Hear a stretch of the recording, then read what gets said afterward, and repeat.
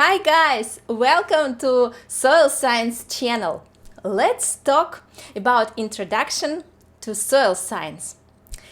Why we call soil science genetics? At the transition of the 19th and 20th centuries, a breakthrough in scientific methodology took place in natural science. Darwin's theory of evolution became widely known and began to develop genetics. It is the science of the mechanisms of heredity and genes. During this period, the founders of the theory of the soil science, very famous Russian scientists Dokuchaev, Kostychev, Glinka, and others, formulated the main provisions of genetic soil science. Soil science is built on this foundation nowadays. The main ideas and principles of genetic soil science are: soil is a substantive, open, complex system, emerged in current form from rocks under the influence of soil-forming factors, like climate, relief, living organism, etc. This natural body has not only a current appearance, but also a history and evolution stages that can be traced and modeled. The underlying rock acts as initial matrix on which the cumulative environmental influence is imposed during a certain period of time. The influence of external environment is called like soil formation factors. This includes both natural impacts like climate, relief, flora, fauna, etc., and of course anthropogenic influence, human activity. The soil is a 3D body, the model of which can be represented in the form of soil profile. You can see it on the picture, and consisting of genetic soil horizons. The profile that we see when we dig cross-section. This is the result of many years of cumulative influence of soil formation factors on the initial mineral or organomineral substance.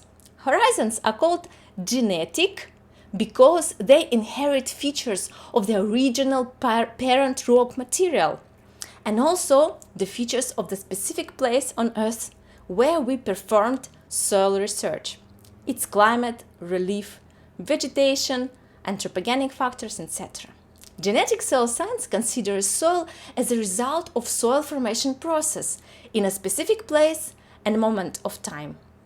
The soil can be described through soil horizons and can be given specific name according to soil classification.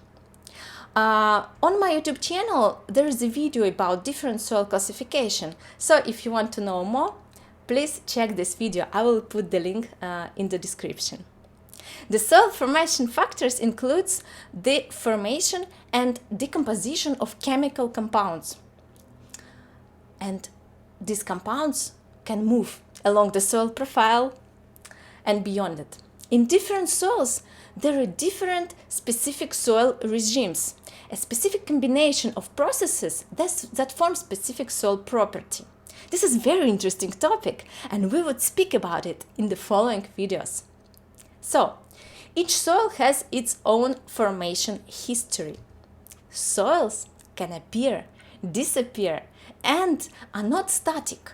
Soils could evolve over time and can be transformed from one to another if soil factors will change. The soil that we see in the cross-section is like a point on a map, which reflects only a small piece of information of soil cover.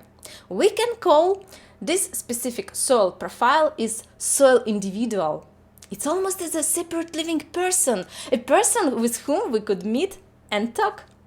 The soil can be viewed from different scales of organization. In deep, soil consists of atoms of chemical elements that can form molecules, ions, crystals. Soil-specific combination of organics and mineral forms they create elementary soil particles, soil aggregates. You can see all this on the picture. And if we connect all these small part of soil, we will get the soil horizon. And by combining soil horizons, we get the soil profile. the actual soil body, which we can see in the cross-section. And the entire cover of the Earth is like a map. It's a global scale of soil matter. And it's a continuum of soils of different types, every of which transit one into another. Some soils could appear in very unusual places, by the way. This phenomenon is called the intrazonality of soils, when we can meet soils that, according to the general logic of soil zonality, should not have appeared here at all. Zonality, we have to understand zonality, where specific soils appear and why. Firstly, we need to understand more deeply the latitudinal and altitudinal zonation laws. And then we can find out about some exceptions, which has own laws and logic. So, let's summarize. We looked and discussed basic concepts that used in theory of genetic soil science. The soil inherits properties of parent material, past and history soil formation factors, and current soil formation factors. Understanding the laws and patterns of soil formation, the soil scientists could not only reconstruct the past, but also predict the future of the soil and the entire landscape. Because soil doesn't exist by itself, it's one of the components of biosphere. It's an area where life is focused. Let's discuss these topics in the comments. First, why is soil science considered to be genetics? Type your own version. What plays the role of genes in soil science? What plays the role of genes in soil science? And can the soil multiply or inherit something from its ancestors? Please tell me in the comments your versions and your answers to this question. I hope you like this video. Do not forget to subscribe to Soil Science channel and put the bell, which you can find nearby the subscription button.